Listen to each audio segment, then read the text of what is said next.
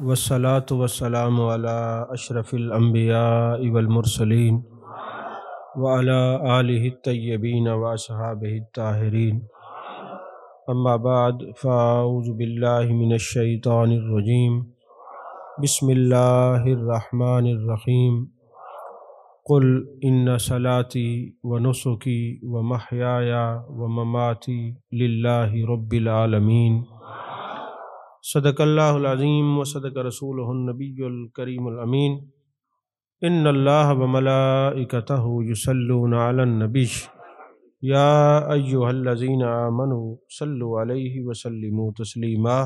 اللہم صلی علی سیدنا و مولانا محمد وعلی آل سیدنا و مولانا محمد وبارک وسلم وصلی علیہ.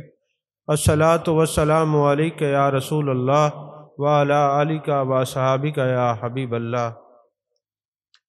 تمام تعریفیں اللہ تبارک و تعالیٰ کے لیے جو خالق کائنات بھی ہے، مالک ششجہات بھی، جو احد بھی ہے، صمد بھی ہے، جس کی شان لم یلد بھی ہے ولم یولد بھی. لا تعداد ہدیہ درود و سلام بارگاہ سید الانام، شفیع رحمت، والی امت، شاہ خوباں، جان جانا، شہنشاہ حسینہ، سید سربراں، سیاہ لا مکاں، تتیمہ دوراں، سرخیل زہرہ جمالاں، رازدان ماوہا، شاہد ماتغا، صاحب علم نشرہ، معصوم آمنہ، احمد مجتبیٰ حضرت محمد مصطفیٰ صلی اللہ علیہ وآلہ وصحبہ وبارک وسلم کی دربار ناز میں اپنی عقیدتوں، ارادتوں، محبتوں کا خراج پیش کرنے کے بعد، آپ حضرات جانتے ہیں آج کا ہمارا جو سلسلہ تصوف اور درس تصوف ہے وہ تذکرہ تعلیمات امام الطائفہ، امام الاصفیاء، زبدۃ الواصلین، امام العارفین حضرت جنید بغدادی رحمۃ اللہ علیہ کے نام سے ہے. جس آیت کو سرنامہ سخن بنانے کا شرف حاصل کیا ہے، اللہ نے فرمایا قل، ان سے فرما دیجئے، ان صلاتی، بے شک میری نماز، و نسکی، میری قربانی، و محیایا، میری زندگی، و مماتی، میرا وصال، للہ رب العالمین، صرف اللہ کے لیے ہے. اگر آپ کو کوئی کہے کہ آپ جو تصوف سیکھتے ہیں، تصوف پڑھتے ہیں، تصوف سمجھتے ہیں، تو اس کا کوئی حوالہ قرآن میں ہے، تو آپ ان کو یہی آیت سنا دیں. اللہ فرماتا ہے کہ تمہاری نماز، تمہاری روزی، تمہارا رزق، تمہارا اٹھنا، تمہارا بیٹھنا، تمہارا جینا، تمہارا اوڑھنا، تمہارا بچھونا، سب اللہ کے لیے ہے. اب دیکھیں نا، آپ اپنے رشتہ داروں کو ملتے ہیں، کتنے رشتہ دار ہیں جو آپ سے تنگ نظری سے ملاقات کرتے ہیں، پھر بعد میں آپ محسوس کرتے ہیں کہ یار فلاں بندے کو نہیں ملنا چاہیے تھا، اس کا رویہ اچھا نہیں تھا. اگر آپ اپنی ذات کے لیے ملتے ہیں تو پھر اس کا رویہ جیسا تھا، تو آپ کی ذات کے لیے، کیونکہ آپ خواہشات نفس کے تابع ہیں اور خواہشات نفس کے تابع ہوتے ہوئے لوگوں سے ملے ہیں، تو ظاہر ہے پھر وہ رویے آپ کو محسوس ہوں گے. تو آپ اپنی ذات کی نفی کر دیں، صرف اور صرف یہ کہیں کہ ہم نے جس سے ملنا ہے اس کے لیے ملنا ہے. اگر کوئی بندہ دنیا سے چلا جاتا ہے، آپ کیا کرتے ہیں؟ اس کے ایصال ثواب کا بندوبست کرتے ہیں. جب آپ سے پوچھا جاتا ہے آپ کیوں کرتے ہیں، تو آپ کیا کہتے ہیں؟ یار برادری میں ناک رکھنا ہے، لوگ کیا کہیں گے، اس نے اپنے ابا جی کے لیے کوئی ایصال ثواب نہ کیا تو اس کا ثواب بھی نہیں پہنچے گا، الٹا آپ کو بھی گناہ ہوگا. قیامت والے دن یہ کہا جائے گا تم نے تو لوگوں کو دکھانے کے لیے کیا تھا، اب ثواب بھی اسی سے لے لو. ہماری بارگاہ میں ثواب وہ دیا جاتا ہے جو ہمارے لیے کام کیا جائے. تو اب آپ نے جو ایصال ثواب کرنا ہے وہ بھی اللہ کے لیے، لوگوں سے ملاقات کرنی ہے اللہ کے لیے، لوگوں کو کچھ دینا ہے اللہ کے لیے، کچھ لینا ہے اللہ کے لیے، کسی سے ملاقات ہے تو اس کے لیے ہے، بچھڑنا ہے تو اس کے لیے ہے. اپنی ذات کو مٹا دو، اپنے لیے نہیں ملنا. جب اپنے لیے ملو گے تو آزمائشیں آئیں گی، جب اس کے لیے ملو گے پھر ملنے والے کا رویہ جیسا بھی ہو آپ کو خوبصورت لگے گا۔ یہی حسن ہے، یہی تصوف ہے۔ اب یہ کون سی ایسی بات ہے جو شریعت کے خلاف ہے؟ اور میرے آقا کریم صلی اللہ علیہ وسلم نے ارشاد فرمایا، ترمذی شریف کی حدیث پاک ہے، الحب للہ والبغض للہ، محبت بھی اللہ کے لیے اور ناراضگی بھی اللہ کے لیے۔ جو بندہ اس مقام پر ہوتا ہے، میرے آقا نے فرمایا فقد استکمل الایمان، یاد رکھو وہ ایمان کے اعلیٰ درجے پر ہے، یہ ایمان کے اعلیٰ درجے پر ہے۔ تو حضور والا یہ جو بزرگ ہیں انہوں نے ساری زندگی اخلاص پر گزاری ہے۔ اس پوری آیت کا ترجمہ ایک جملہ بنتا ہے، اخلاص۔ اور اخلاص کا معنی کیا ہے؟ جو کچھ کرنا ہے اس کے لیے کرنا ہے۔ توجہ ہے کہ نہیں؟ جو کچھ کرنا ہے اس کے لیے کرنا ہے، اللہ کے لیے کرنا ہے۔ گرم رکھتے ہیں ملاقات بد و نیک سے ہم، تیرے ملنے کے لیے ملتے ہیں ہر ایک سے ہم۔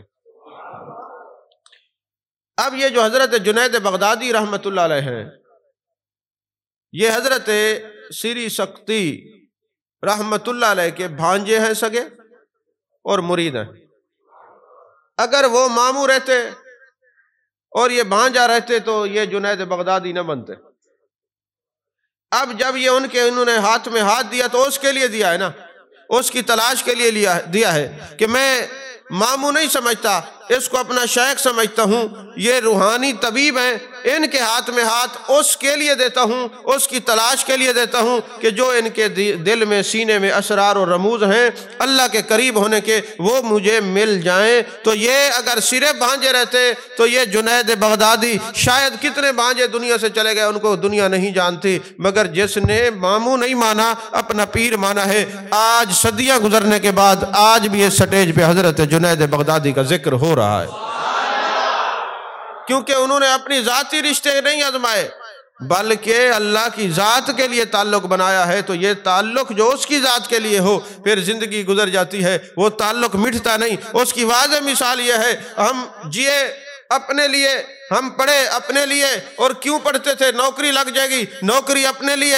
اور نوکری کیوں کی تھی؟ جی بچوں کا پیٹ پالنے کے لیے، تو یہ بھی اپنے لیے۔ جب ایسی سوچ والا بندہ مرتا ہے تو 1 گھنٹے کے بعد قبر والے کو نہیں پتا ہوتا، قبرستان والوں کو، یہ قبر کس کی ہے؟ ارے یہ زندگیاں گزر گئیں، داتا علی حجویری کو 1000 سال سے زیادہ ہو گیا، آپ ان کا نام جانتے کیونکہ وہ جیے تھے اس کے لیے۔ جو اس کے لیے جیتا ہے پھر وہ مرتا نہیں، امر ہو جاتا ہے، قیامت تک اس کا نام زندہ رہتا ہے۔ بس یہ راز سمجھ لیجئے، یہ تصوف کا اعلیٰ نقطہ ہے، یہی تصوف کا راز ہے۔ جو اس کے لیے جیتے رہے وہ مر کے بھی زندہ، اور جو اپنے لیے جیتے رہے وہ مر کے نام مٹ گیا۔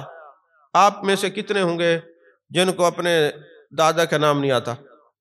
کتنے ہوں گے ان کے باپ کا نام نہیں آتا؟ کتنے ہوں گے پردادا کا نام نہیں آتا؟ ایسا ہے کہ نہیں؟ اچھا زیادہ بھی کوئی علم رکھنے والا تو 3-4 تک جو ہے نا، نسلوں تک اس کو نام یاد ہے، پھر نام یاد نہیں ہے۔ کیوں؟ کیونکہ وہ جیے تھے اپنے لیے اور یہ جیے ہیں اس کے لیے۔ تو کہا جو ہمارے لیے جیتا ہے پھر ہم اس کو، ہمارا نام بھی باقی رہتا ہے، پھر ہم اس کا نام بھی باقی رکھتے ہیں۔ فَاذْكُرُونِي أَذْكُرُكُمْ، تم میرا ذکر کرو میں تمہارا ذکر کروں گا۔ انہوں نے ہمارا ذکر کیا، ہمارے لیے جیتے رہے، اب ہم بھی قیامت تک ان کو زندہ رکھیں گے، کیونکہ یہ اپنے لیے جیے ہی نہیں، یہ تو جیے ہی ہمارے لیے ہے۔ ہماری لوگوں کی نا الٹی سوچ ہے، الٹا فلسفہ ہے، یعنی ہم دنیا میں آتے ہیں نا تو ہم کیا کہتے ہیں؟ یہ کیا ہے؟ زندگی ہے۔ کیا کہتے ہیں اس کو؟ اور جب فوت ہو جاتے ہیں، اللہ کے پاس چلے جاتے ہیں، پھر کیا کہتے ہیں؟ موت ہے۔ لیکن صوفی جب یہ بات سمجھتا ہے نا، وہ اور نظریے سے سمجھتا ہے، وہ کہتا ہے جہاں آ کے مرنا ہے اس کو تم زندگی کہتے ہو، اور اللہ فرماتا ہے ارجع الی ربک، اپنے رب کی طرف لوٹ، وہاں تو موت ہی نہیں ہے۔ جہاں زندگی ہے تم اس کو موت کہتے ہو، جہاں موت ہے اس کو زندگی کہتے ہو۔ فلسفہ تصوف تم نہیں سمجھے، ورنہ یہاں تو رہنا عارضی ہے، یہ زندگی نہیں، یہاں آنا ہی موت ہے اور وہاں جانا زندگی ہے۔ وہ اور ہوں گے جنہیں موت آ گئی ہوگی، خیال یار سے پائی ہے زندگی میں نے۔ بس یہ خیال اپنا لو کہ ہم نے اس کے لیے ملنا ہے، اس کے لیے جینا ہے، اس کے لیے مرنا ہے، سب کچھ اس کے لیے، اپنے لیے کچھ نہیں ہے، پھر دیکھنا آپ کا دل مزکہ مصفہ اور مجلہ ہو جائے گا، پھر آپ مر بھی جائیں گے تو صدیوں تک لوگ یاد رکھیں گے، بلکہ قیامت تک یاد رکھیں گے، بھولیں گے نہیں۔ کیوں؟ کیونکہ آپ تو جیے ہی اپنے لیے نہیں۔ اگر آپ کو اتنی بات سمجھ آ گئی ہے تو اب پوری تقریر جلدی سمجھ آ جائے گی۔ عزیزان محترم، حضرت جنید بغدادی رحمۃ اللہ علیہ عالم بھی تھے، کیونکہ آپ خود فرماتے ہیں کہ جو بندہ قرآن پاک کو صحیح نہ سمجھ سکے، علوم ظاہریہ کا پابند نہ ہو، وہ لوگوں کو بیعت نہ کیا کرے۔ تو ظاہر سی بات ہے آپ عالم تھے تو آپ یہ فرما رہے ہیں۔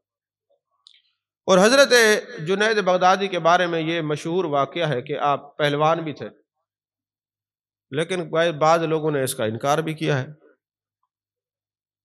انکار کرنے والے جو ہیں وہ بھی میری نظر میں نے ان کو پڑھا ہے، کیونکہ وہ یہ دلیل دیتے ہیں کہ یہ تو شروع سے حافظ بھی تھے، عالم بھی تھے، قاری بھی تھے، پھر پہلوان کب تھے؟ اور جو یہ بیان کرتے وہ کہتے کہ نہیں، یہ عالم بھی تھے، حافظ بھی تھے، لیکن شوق سے پہلوانی بھی کیا کرتے تھے۔ لیکن اتنا یاد رکھیے وہ پہلوان تھے یا نہیں تھے، پر تصوف کے امام ضرور تھے۔ وہ پہلوان تھے یا نہیں تھے، تصوف کے امام ضرور تھے۔ ان کے اس پورے واقعے کو میں اگر بیان کروں کہ آپ پہلوان تھے اور پھر اس لائن پہ کیسے آئے تو وقت سارا اسی میں گزر جائے گا۔ میں اس کا ایک خلاصہ عرض کرتا ہوں۔ بغداد کی گلیوں میں ایک سید رہتا تھا، آل رسول تھا۔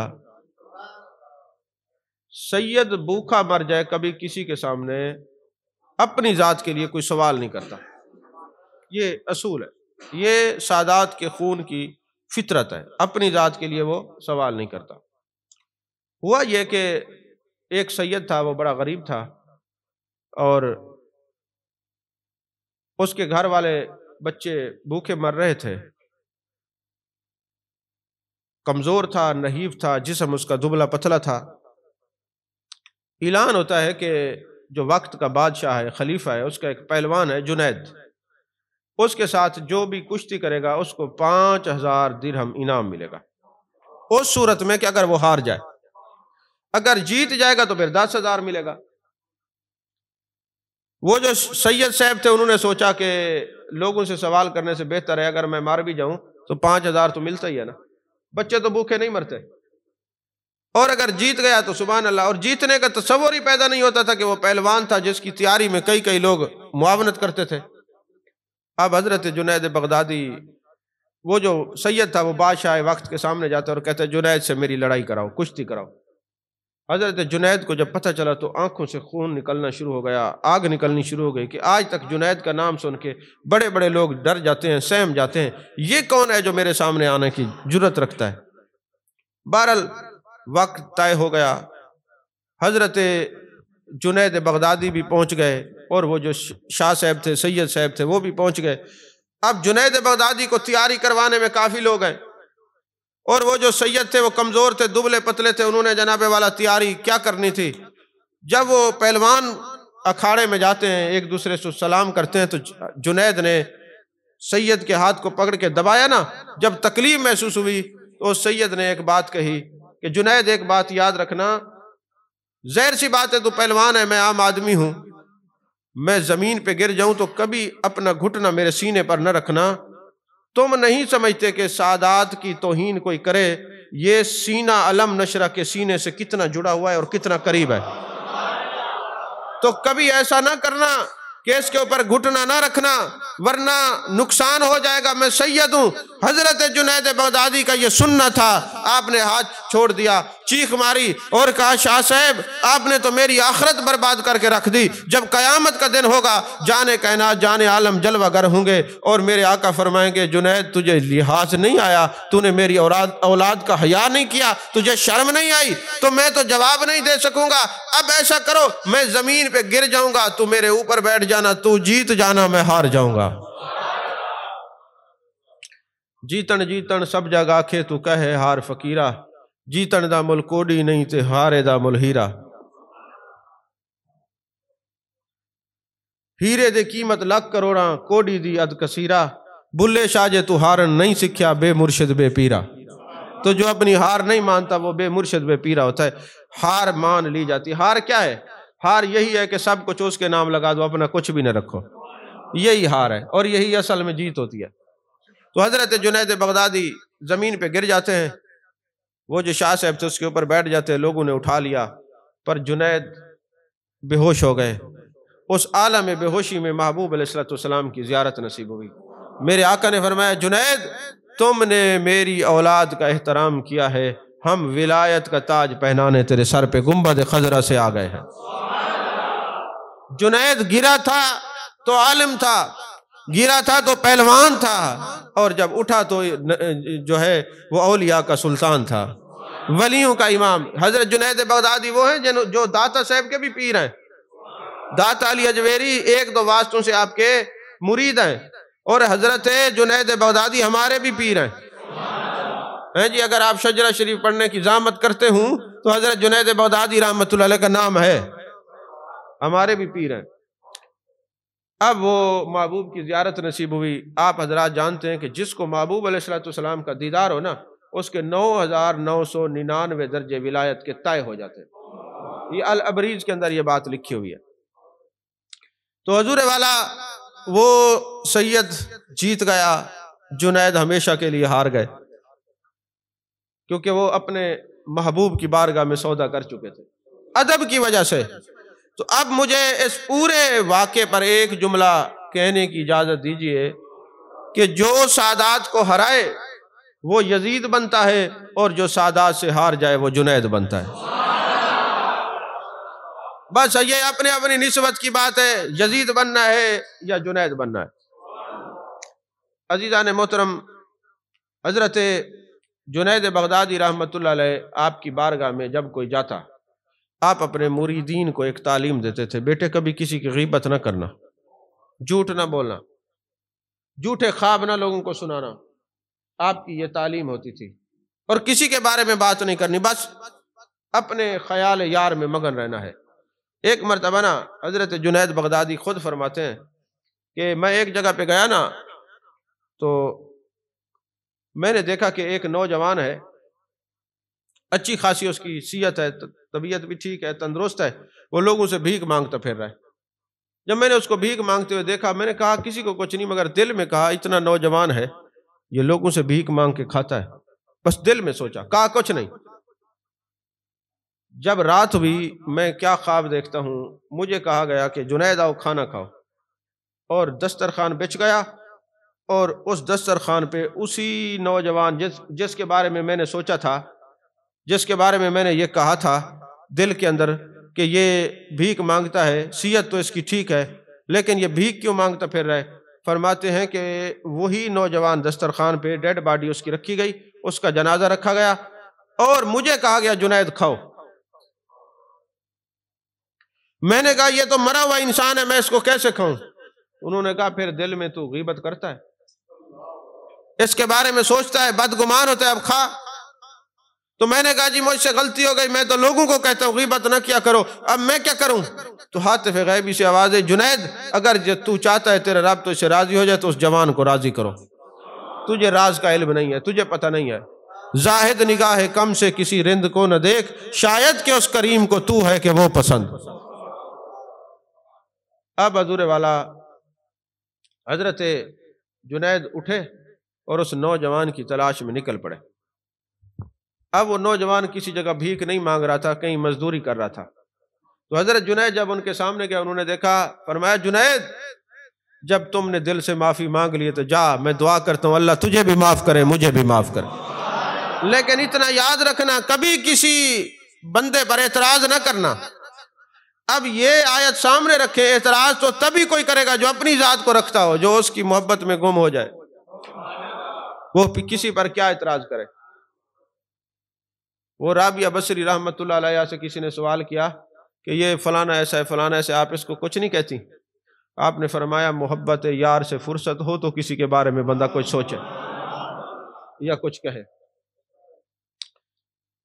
آپ سے کسی نے پوچھا کہ حضرت یہ بتائیں کہ آپ کو یہ اخلاص کس نے سکھایا ہے؟ اخلاص کا معنی سمجھتے ہیں نا؟ آج آپ بیمار بیٹھے، خیر تو ہے؟ تو بولتے رہنا پتہ چلے. یا صدیق کے آنے کی برکات آپ کے دماغوں پہ چھا گئی ہیں کہ آپ نے اس کے چہرے کو دیکھا، اس کے بعد سارے خاموشی ہو گئے. چلو مفتی صاحب تو پھر سبحان اللہ ہمارے مہمان ہیں، آپ تو چلو بولتے رہیں پتہ چلے. عالم ہے، عالم کے چہرے کو دیکھنا ثواب ہے. بس صدیق کو آپ نے دیکھا ہے تو اس کے بعد آپ سارے بیٹھ گئے. جو سو رہے ہیں وہ جاگتے رہیں. اخلاص کا کیا معنی ہے؟ جو کچھ کرنا اس کے لیے کرنا. تو حضرت جنید بغدادی سے کسی نے پوچھا آپ نے اخلاص کیس سے سیکھا ہے؟ اب جو بندہ اخلاص والا ہوتا ہے نا، اس کو سکھانے کے لیے کوئی ضروری نہیں ہے کہ کوئی شیخ الحدیث ہو.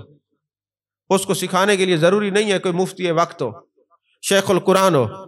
جب بندہ اس کی رضا کے لیے چلتا ہے، اس کی تلاش کے لیے چلتا ہے، پھر وہ قدم قدم پہ سیکھتا ہے. تو جنید سے کسی نے پوچھا حضور اخلاص کہاں سے سیکھا؟ اس نے کہا میں نے ایک حجام والے سے سیکھا. کہنے لگے جی وہ کیسے؟ کہنے لگا میں گیا ہوا تھا ایام حج پر، تو باہر نکلا تو ایک حجام جو ہے وہ لوگوں کے سر کے اوپر اسرے پھیر رہا تھا. تو میں نے کہا میرے پاس پیسے نہیں ہیں، کیا اللہ کے لیے میرے سر پہ اسرا پھیر دو گے؟ اس نے باقیوں کو کہا اٹھ جاؤ. اس کے لیے جب میں نے کام کرنا ہے تو پھر کسی کو اہمیت نہیں دیتا.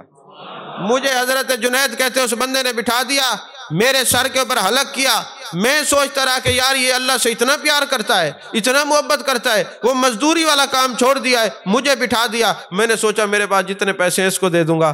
جب میں اٹھا میں نے اپنے وہ پیسے دیے تو کہا تمہیں شرم نہیں آتی؟ تو نام خدا کا لیتا ہے پھر مجھ سے سودے بازی کرتا ہے. یہ بات بڑی دور کی ہے، پتہ نہیں آپ سمجھے کہ نہیں سمجھے.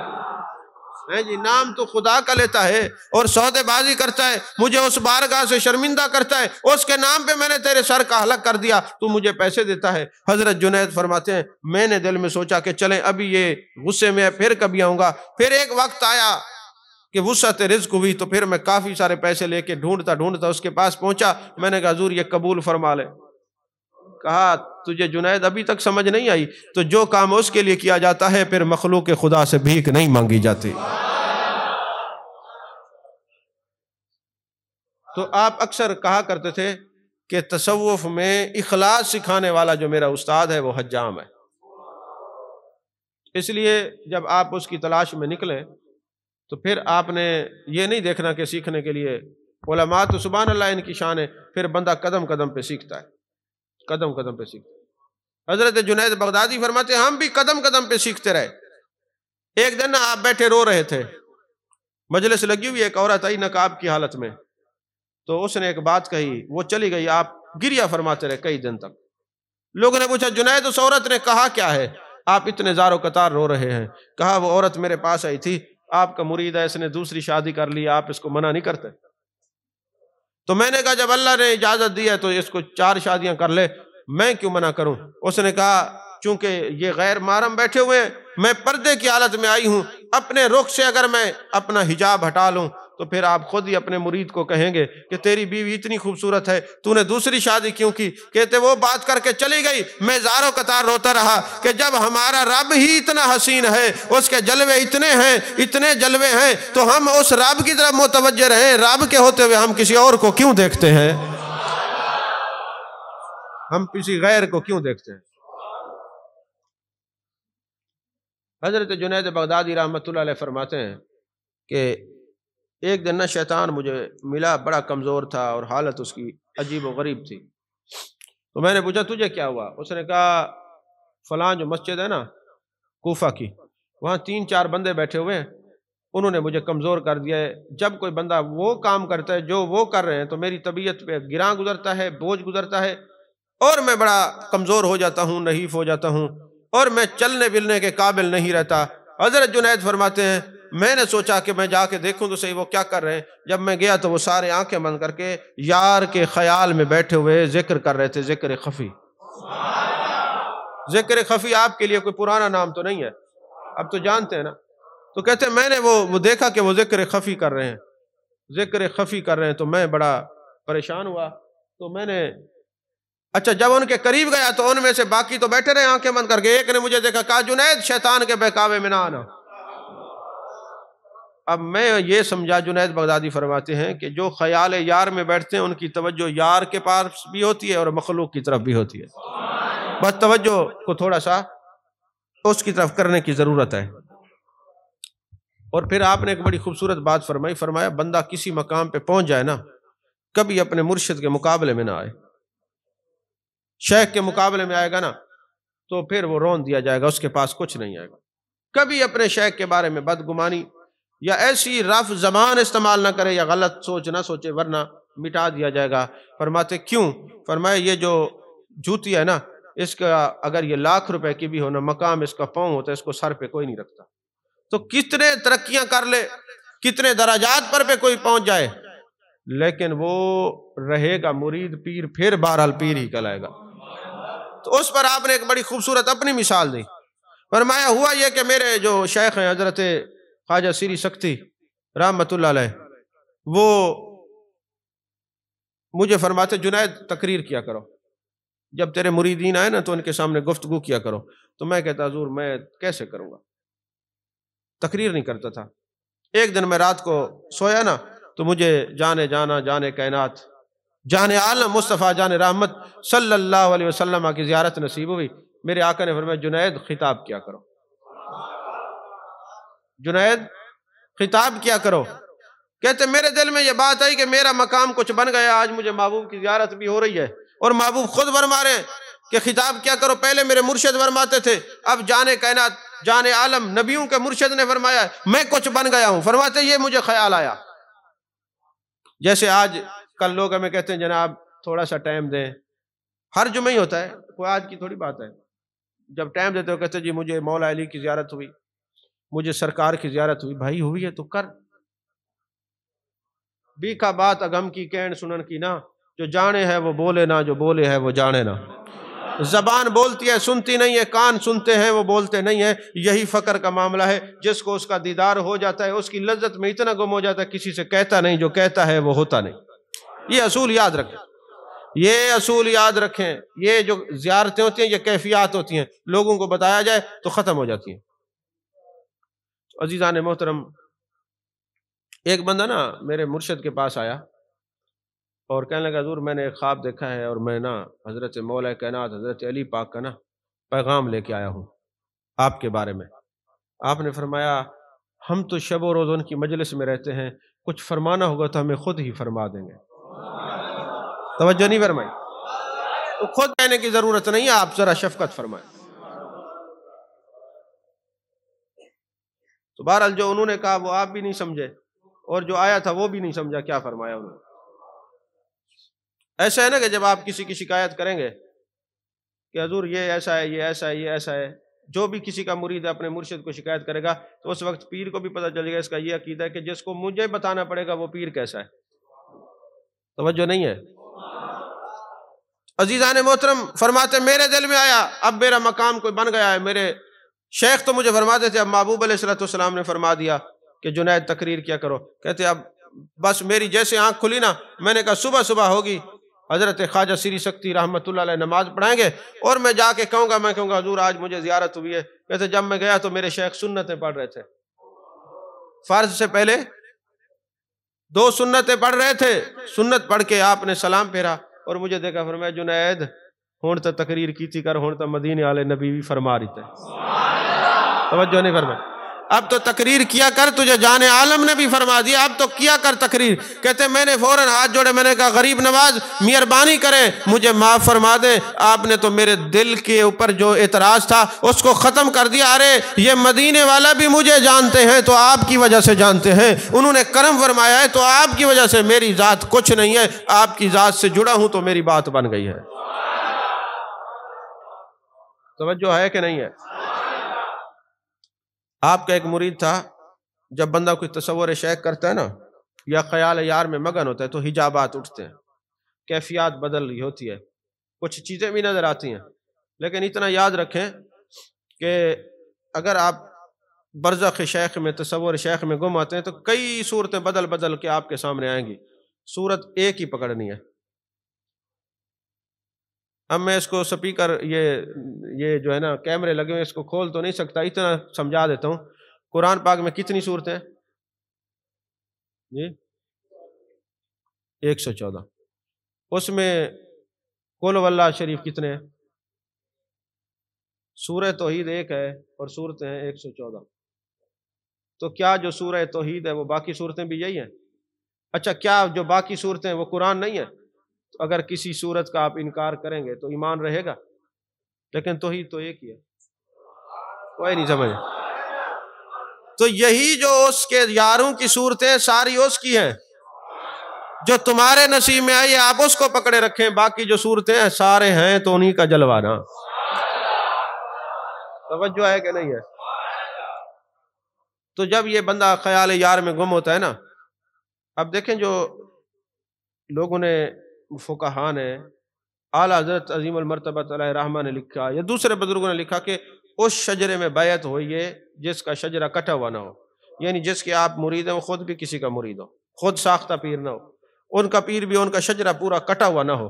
یہ شجرہ کٹا ہوا نہ ہو، اس کی وجہ کیا ہے؟ اس میں راز کیا ہے؟ اس میں راز یہ ہے، میرے آقا علیہ الصلوۃ والسلام نے فرمایا جس نے مجھے دیکھا، میرے دیکھنے والے کو دیکھا، اس کے دیکھنے والے کو دیکھا، اس پر جہنم کی آگ حرام ہے۔ کیونکہ بلا ایسے ہے نا، اس پر جہنم کی آگ حرام ہے۔ اب ہوا یہ کہ جو لغت ہے نا ہر جگہ ساتھ نہیں دیتی، کہیں کہیں لغت ختم ہو جاتی ہے۔ مثلا باپ، بیٹا، پوتا، پڑپوتا، آگے کیا ہے؟ کچھ نہیں۔ لیکن کیا خیال ہے اگر وہ لغت ختم ہو جائے تو نسل باقی رہتی ہے؟ نسل تو چال ہی رہی ہے نا۔ اسی طرح باپ، دادا، پردادا، لکڑ دادا، آگے ختم، لیکن آدم تک نسل تو جا رہی ہے نا۔ تو کہا لغتیں ختم ہو جاتی ہیں مگر جو دیکھنے والوں کی برکات ہیں وہ ختم نہیں ہوتی۔ لہذا اس شجرے میں بیعت کریں کہ جنہوں نے اپنے شیخ کو دیکھا، انہوں نے ان کو دیکھا، انہوں نے ان کو دیکھا، یہ مولا علی تک جانے کائنات تک شجرہ کٹا ہوا نہ ہو تو وہ دیکھنے والی جو شان ہے وہ تمہیں بھی نصیب آ جائے گی اور تم بھی جہنم کی آگ سے بچ جاؤ گے۔ توجہ ہے کہ نہیں ہے؟ یہ اس میں راز ہے۔ اور پھر جس نے مجھے چھوا، تمسک کیا، میرے صحابہ تابعین اسی طرح جو ان کو چھوتا ہے ان پر بھی آگ حرام ہو جاتی ہے۔ تو اسی لیے ہاتھ میں ہاتھ دیا جاتا ہے کہ ہم جس کے ہاتھ میں ہاتھ دیتے ہیں، انہوں نے اپنے شیخ کے ہاتھ میں ہاتھ دیا، انہوں نے اپنے شیخ کے ہاتھ میں، اور بات کہاں تک جاتی ہے؟ لغت ختم ہو جاتی ہے پر فیض ختم نہیں ہوتا، یہ قیامت تک فیض چلتا رہے گا۔ تو حضرت جنید بغدادی رحمۃ اللہ علیہ فرماتے اگر کبھی کسی کے دل میں یہ بات آ جائے نا کہ میرا مقام اپنے مرشد سے بڑھ گیا تو لا حول ولا قوت الا باللہ العلی العظیم پڑھا کرے، ورنہ گمراہ ہو کے مرے گا، کسی وقت بھی وہ پٹڑی سے اتر سکتا ہے۔ تو آپ کا ایک مرید تھا، اس کو خیال یار میں، تصور میں جب راز کھلنے شروع ہوئے نا، اس نے لوگوں کو کہنا شروع کر دیا جنید کو تو پتہ ہی کسی بات کا نہیں ہے، بس میں تو میں لوگوں دے آکھن تے مرید تھی، میں ہوں کل زیادہ وڈا پیرا، ہر ایک کو وہ کہے۔ آخر کار یہ بات حضرت جنید بغدادی رحمۃ اللہ تک بھی جا پہنچی۔ آپ نے فرمایا اس کو کہو لا حول ولا قوت الا باللہ پڑھا کرے۔ پھر وہ رات کو جب بیٹھا نا مراقب تو مختلف چیزیں نظر آئیں اس کو۔ جو بندہ ایک صورت میں گم ہوتا ہے نا اس کو اور صورتیں کئی آتی ہیں صرف اس صورت کو ہٹانے کے لیے۔ جس خیال میں وہ بیٹھا ہوتا ہے نا اس کو ہٹانے کے لیے اور صورتیں آتی ہیں تاکہ یہ ہٹے اور ہم آئیں۔ کوئی سمجھ آ رہی ہے بات آپ کو؟ لیکن صورت جو آپ نے پکڑی ہے اسی کو پکڑے رکھنا ہے، چھوڑنا نہیں۔ پچھلی جمعے میں نے کیا کہا تھا کہ شیرنی کا بچہ پیدا ہوا، شیرنی مر گئی اور وہ بچہ چلا گیا گدھوں کے ریوڑ میں۔ جب وہ گدھوں کے ریوڑ میں چلا گیا، تھا تو شیر کا بچہ، جب گدھوں کے ریوڑ میں چلا گیا تو ان کی طرح آواز بھی وہی نکالتا، گدھوں کی طرح ہینگتا بھی تھا، چلتا بھی تھا۔ ایک دن کوئی شیر مل گیا، جب شیر ملا نا تو اس نے کہا تو ہے تو نسل شیروں کی، اور پھر رہا ہے گدھوں میں۔ اس نے کہا نہیں نہیں میں گدھا ہوں، کہ چل میں تجھے دکھاتا ہوں۔ وہ ایک تالاب پہ لے گیا، تالاب پہ عکس نظر آتا ہے کہ نہیں نظر آتا؟ تو جب وہ گیا نا تو اس نے کہا دیکھ پہلے میری شکل دیکھ پھر اب اپنی شکل دیکھ، پہلے اس صورت کو دیکھ کے پھر اپنی صورت کو دیکھ۔ کوئی نہیں سمجھ آ رہی، آج آپ اس کو سمجھ نہیں رہے۔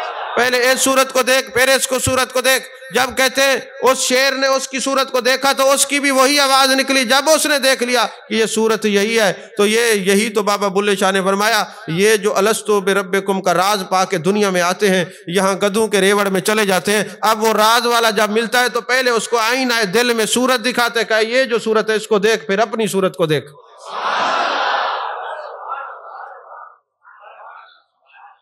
پھر اپنی صورت کو دیکھ۔ تو آپ نے فرمایا لا حول ولا قوت الا باللہ العلی العظیم پڑھا کر.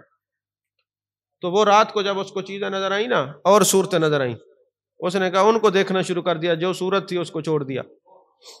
تو دل میں خیال آیا کہ سارے مجھے کہتے ہیں لا حول ولا قوت الا باللہ پڑھوں تو صحیح. جب اس نے وہ پڑھا نا لا حول ولا قوت الا باللہ، تو فوراً وہ ایک گندگی کے ڈھیر پہ پڑا ہوا تھا. وہ پتہ چلا کہ جب وہ اس خیال میں گم رہتا تھا، شیطان اور خیالات لے کے آتا تھا، وہ ان میں مگن ہو جاتا تھا، اصل خیال کو چھوڑ دیتا تھا. لا حول ولا پڑھا، شیطان دور ہوا تو پتہ چلا گندگی کے ڈھیر پہ پڑا. پتہ نہیں آپ اس بات کو کتنا سمجھے. اسی لیے آئے روز گندگی کے ڈھیر پہ گرے ہوتے ہیں لوگ، پھر اٹھانا پڑتا ہے. عزیزان محترم، دو چھوٹی باتیں عرض کر کے گفتگو اختتام. اگر اتنا تصوف آپ کو سمجھ آ گیا تو میرے خیال میں پھر زندگی میں اور تصوف سمجھنے کی ضرورت بھی نہیں. نہ آیا تو پھر تو چل ہی رہا ہے، ہر جمعے سنتے ہی رہتے ہیں. آج کا یہ تصوف لے کے جانا ہے، اب اپنی ذات کو نہیں رکھنا، اس کی ذات کو دیکھنا. ملنا کس کے لیے، بچھڑنا کس کے لیے، زندہ رہنا کس کے لیے، مرنا کس کے لیے، نماز کس کے لیے، قربانی کس کے لیے، یہی تصوف ہے. اب اس میں کون سا شرک ہے، کون سا بدعت ہے؟ میں نے کون کہا ہے کہ کسی دربار پہ جا کے بیٹھ جاؤ؟ کہاں سے تعلق بنوایا آپ کا؟ اللہ سے. یہی تصوف، یہی تو توحید ہے. اور کیا توحید ہوتی ہے؟ تو عزیزان محترم، اب صوفی کی تبلیغ کا انداز دیکھیے. میدان عمل میں بھی صوفی اترتا ہے، تقریر میں بھی ہوتا ہے، تحریر میں بھی ہوتا ہے، تدبیر میں بھی ہوتا ہے، حکمت میں بھی ہوتا ہے، بصیرت میں بھی ہوتا ہے. ایک دن نا آپ کسی جگہ پہ نا خطاب فرما رہے تھے، ایک بندہ آ گیا، اس نے کہا حضور شہروں میں خطاب کرنا ضروری ہے تو کبھی جنگلوں میں جا کے بھی خطاب کیا کریں. آپ نے فرمایا کیا ہوا؟ کہا جنگل میں نا کچھ نوجوان بیٹھے شراب پی رہے ہیں. جوان شراب پی رہے ہیں، آپ شہر والوں کو خطاب کریں، ذرا ان کے درمیان بھی جائیں اور ان کو بھی ذرا خطاب کریں تاکہ پتہ چلے. فرماتے ہیں کہ میں یہ حضرت جنید بغدادی رحمۃ اللہ نے جب یہ بات سنی تو سننے کے بعد آپ جنگل کی طرف چل پڑے. جیسے جنگل کی طرف چلے نا تو دیکھا کہ نوجوان کچھ شراب پی رہے ہیں. اب مجھے یہ بتائیں، جو اللہ کے دوست ہوتے ہیں ان کو کون نہیں جانتا؟ یہ ہو ہی نہیں سکتا کہ نہ جانے. اللہ کی طرف سے ان کا جو رعب ہے وہ دنیا پر قائم ہوتا ہے، یہ اللہ کی طرف سے. تو اب یہ ہوا کہ جناب جب بچوں نے دیکھا نا، شراب پینے والے بچوں نے کہ حضرت جنید بغدادی رحمۃ اللہ علیہ ہیں، سارے بھاگ گئے. آپ نے فرمایا بچوں بھاگنے کی ضرورت نہیں ہے، میں بھی تمہاری طرح کا ایک انسان ہوں، ایک منٹ رک جاؤ. شہروں میں تو لوگ مجھے شراب نہیں پینے دیتے، چلو میں کچھ دیر تمہارے ساتھ بیٹھ کے پینا چاہتا ہوں. جب یہ بات کہی نا تو سارے قریب آ گئے. اب رات ہم ایک جگہ پہ گئے نا تو ڈھول بج رہے تھے، تو کچھ علماء کہتے ہیں جی یہ کیا ہو رہا ہے؟ میں نے کہا اگر آپ اعتراض کریں گے تو لوگ دور ہو جائیں گے. پہلے جو یہ کر رہے ہیں ان کے ساتھ تم کھڑے رہو، پھر جو تم کرو گے یہ تمہارے ساتھ کھڑے رہیں گے. لیکن اس کا مطلب یہ نہیں کہ کوئی شراب پینا شروع کر دے، شراب حرام ہے. جنید بغدادی کی حکمت یہ تھی کہ یہ تو پی چکے، ان کے پاس تو ہے نہیں، ان کے پاس شراب تو نہیں ہے، ذرا یہ بات ایسی کروں یہ میرے قریب آئے. وہ جب قریب آئے تو آپ نے فرمایا شہروں میں تو لوگ نہیں پینے دیتے، میں نے کہا جنگل میں جا کے تمہارے ساتھ بیٹھ کے پیوں، میں بھی تمہاری طرح ایک گناہگار سا انسان ہوں. گناہگار نہیں کہا، گنگار کہا ہے، سمجھے نہیں آپ؟ گنگار ایک ہوتا ہے گناہگار، ایک ہوتا ہے گنگار. گنگار کہتے ہیں اس کا ذکر کرنے والا. اللہ گنگار بنائے. تو وہ کہنے لگے حضرت شراب تو نہیں ہے. فرمایا پھر کیوں نہ ایک ایسا عمل میں تمہیں بتاؤں کہ غیب سے شراب تمہیں ملتی رہے. تم جو پیتے ہو یہ شرابن دھتورا ہے، ہم جو پلائیں گے یہ شرابن طہورا ہے، جس کا قرآن میں بھی ذکر ہے، یہ پلاتے ہیں. انہیں کہا حضرت یہ کیسے ملتی ہے؟ فرمایا اس کے لیے کچھ طریقہ کرنا پڑتا ہے. فرمانے لگے پوچھا کیا طریقہ ہے؟ فرمایا سارے غسل کر کے آؤ اور میری خانقاہ پہ آ جاؤ، غسل کر کے آؤ، نئے کپڑے پہن کے آؤ.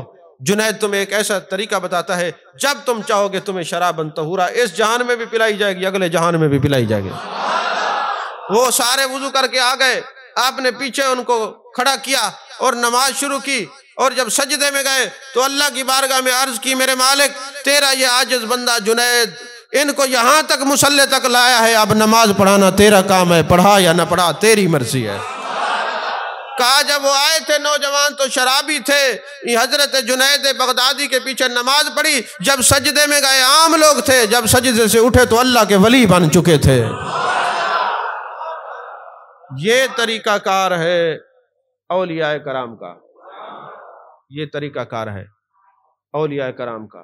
شریعت کے خلاف نہیں چلتے، امر اور نہی کے پیکر ہوتے ہیں، وہ جانتے ہیں حلال اور حرام کا، ان کو پتہ ہوتا ہے، لیکن کسی حکمت اور بصیرت سے لوگوں کو صرف اپنے قریب کرتے ہیں۔ یہ جو قوالی ہے یہ حلال بھی ہے حرام بھی ہے۔ حلال ان کے لیے ہے جن کو سن کے اس کی یاد زیادہ بڑھے، اور حرام ان کے لیے کہ قوالی سن کے لڑکیوں کے جن کو خیال ہے ان کے لیے قوالی، میں فتویٰ دیتا ہوں اس آستانہ قادریہ نقیبیہ سے، اس کے لیے قوالی حرام ہے، وہ مت سنا کرے۔ ہاں جیسے پتھر، ایک پتھر کے ساتھ دوسرا پتھر پڑا ہو نا تو اس سے آپ کو آگ نظر نہیں آتی، پتھر سے پتھر لگتا ہے نا تو پھر چنگاریاں اور آگ، جب ماچس نہیں ہوتی تھی تو اس وقت پتھر سے پتھر ٹکرا کے آگ جلائی جاتی تھی، تو کہا یہ پتھر اور اس پتھر کے اندر آگ ہے، مگر جب یہ ایک پتھر سے دوسرا پتھر لگتا ہے آگ بڑکتی ہے، تو کہا یہ سماع اس کا راز ہے، یہ عشق والوں کے سینے میں ہوتا ہے، جب محفل سماع ہوتی ہے قوالی کی آواز سے عشق خدا کے بھانبڑ جلنا شروع ہو جاتے ہیں، شمع روشن ہو جاتی ہیں۔ قوالی سن کے رب کا عشق آئے تو قوالی حلال ہے، اگر کسی کا اور کا خیال ہے تو قوالی حرام ہے۔ یعنی طبیعت کے موافق کہا ہے حرام ہے۔ کسی کو دودھ پلائے نا، اگر اس کا پیٹ خراب ہو جائے تو حکیم کیا کہتے ہیں؟ دودھ پیا کر یا چھوڑ دے۔ اسی طرح قوالی سن کے آپ کی طبیعت بھی خراب ہو جائے تو قوالی نہ سنا کر، آپ کو موافق نہیں ہے۔ دودھ حرام نہیں ہے، دودھ حلال ہے پر آپ کو پچتا نہیں ہے، تو قوالی بھی حرام نہیں ہے حلال پر آپ کو نہیں پچتی۔ جن کو نہیں پچتی، جن کا ایمان اتنا ہے کہ ایسے قوال جو ہے سرنگی بھی ہاتھ رکھے گا اس کا ایمان ختم ہو جائے گا، اس کو چاہیے اپنے ایمان کی حفاظت کرے، ضروری ہے ایمان کی حفاظت کی جائے، وہ جس طرح ایمان کو بچا سکتا ہے بچائے، وہ مت سنے قوالی۔ لیکن ہم تو سنیں گے، کیونکہ ہم جس چیز کو بھی دیکھتے ہیں اس کے لیے دیکھتے ہیں، جس سے ملتے ہیں اس کے لیے ملتے ہیں، پھر وہ جو بھی کہتے ہیں ہم خیال یار میں گم رہتے ہیں۔ عزیزان محترم، ایک مرتبہ ایسا ہوا،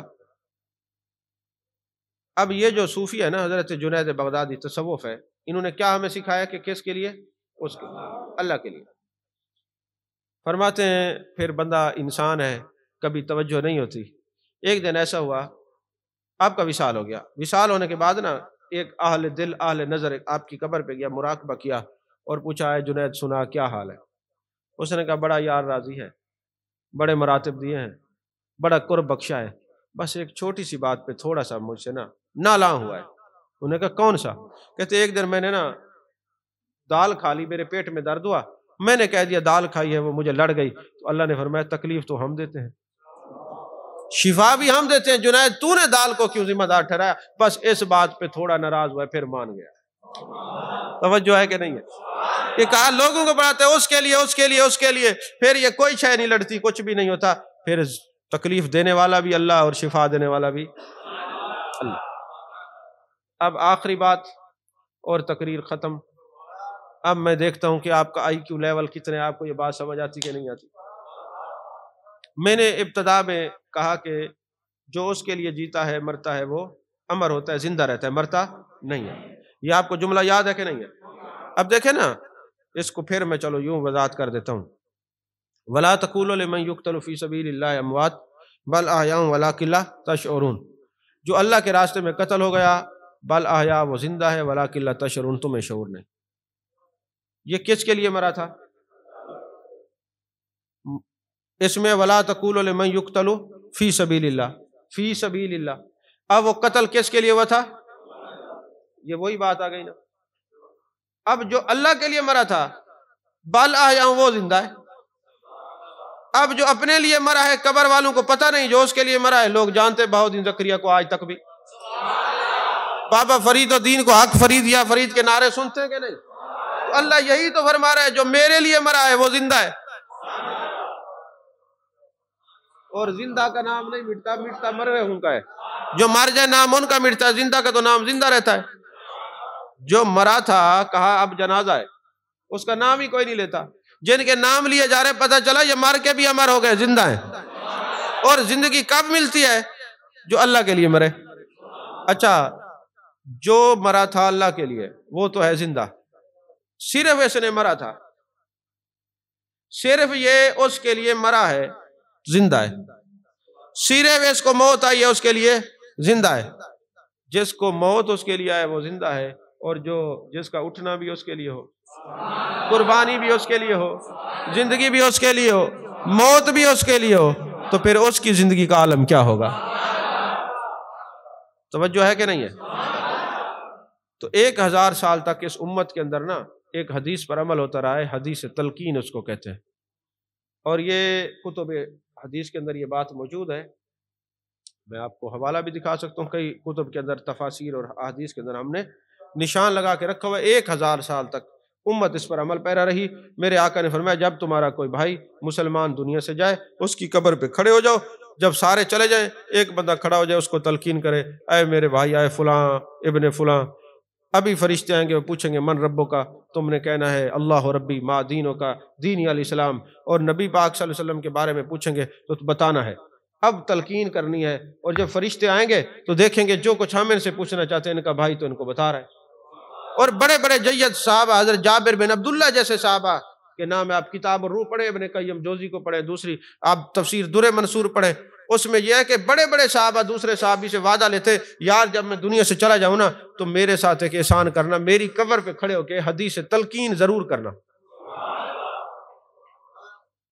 اب چونکہ لوگ حدیث تلقین نہیں کرتے، پھر ہمارے علماء نے ایک احسان کیا ہے. انہوں نے کہا جس کو تلقین کرنی نہیں آتی، جب سارے لوگ ہٹ جائیں تو ان کی قبر پہ اذان دیا کرو. توجہ ہے کہ نہیں؟ قبر پہ اذان دیا کرو. جب تم قبر پہ اذان دو گے، جو قبر میں سوال پوچھے جا رہے اذان میں سارے ان کے جوابات ہیں. اور دوسری بات یہ ہے کہ میرے آقا نے فرمایا جہاں پہ اذان دی جاتی ہے 30 میل شیطان دور ہو جاتا ہے. تو جب قبر میں بندہ جاتا ہے فرشتے سوال پوچھتے، یہ شیطان وہاں بھی نہیں چھوڑتا. تو جب اذان دی جائے گی تو اس کی قبر سے 30 میل تک شیطان دور چلا جائے گا، قبر میں جوابات دینے میں آسانی ہوگی. تو اس حدیث تلقین کے جواز میں جو ہے نا یہ اذان دی جاتی ہے تاکہ مرنے والے کے ساتھ بھلائی ہو جائے. اور یہ لڑتے ہیں کیوں اذان دیتے ہو؟ میں نے کہا نہ دو، الٹا پڑھانا شروع کر دو، ہمیں کیا. ہمارے بزرگوں نے تو یہ مسئلہ بتایا، ہم کرتے ہیں. آپ کو یہ سمجھ آئی ہے اذان والی بات؟ اب یہ حدیث تلقین کی جاتی تھی. ادھر سے میں نے کیا کہا، بل احیاء ولکن لا، جو اس کے لیے مرا ہے وہ زندہ. جب حضرت جنید بغدادی رحمۃ اللہ علیہ دنیا سے چلے گئے تو ایک علاقے کے مولوی صاحب تھے، انہوں نے کہا چلو میں حضرت جنید کی قبر پہ کھڑا ہو کے تلقین کروں. وہ یہ بھول گیا کہ یہ اس کا اٹھنا بیٹھنا اس کے لیے تھا. قبر پہ کھڑے ہو کے اس نے کہا یا جنید، ابھی فرشتہ آئے گا پوچھے گا من ربو کا، تم نے کہنے اللہ ربی. ایک اور بندہ بھی قبر پہ بیٹھا پڑھ رہا تھا، اس کی جو تار تھی جنید سے ملی ہوئی تھی.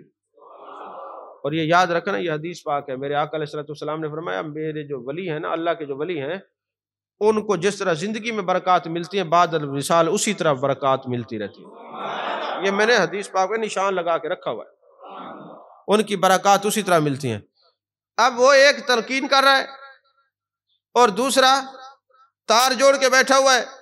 جیسے اس نے تلقین کرنے والے نے کہا جنید یہ کہنا یہ کہنا، جس نے تار جوڑی ہوئی تھی وہ مسکرانے لگا. اس سے پوچھا تم کیوں مسکرائے؟ فرمایا جب اس بندے نے تلقین کی نا تو جنید نے قبر میں مجھے کہا یار دیکھ مردہ زندے کو تلقین کر رہا ہے. کوئی سمجھ آئی کہ نہ آئی؟ یار دیکھ مردہ زندے کو تلقین کر رہا ہے. فنا کیسی بقا کیسی جب اس کی آش نہ ٹھہرے، کبھی اس گھر میں آ نکلے کبھی اس گھر میں جا ٹھہرے. فنا کے بغیر بقا کا پتہ نہیں چلتا، جب تک نہ مٹے خود ہی خدا نہیں ملتا. اپنے آپ کو مٹا دو، اپنی ذات کو ہٹا دو، اس کی ذات کے لیے اٹھنا بیٹھنا جینا مرنا سیکھو، پھر دیکھو مر کے بھی بندہ مرتا نہیں امر ہو جاتا ہے. اللہ میری حاضری کو قبول فرمائے، آمین. وآخر دعوانا الحمدللہ رب العالمین. ایک بات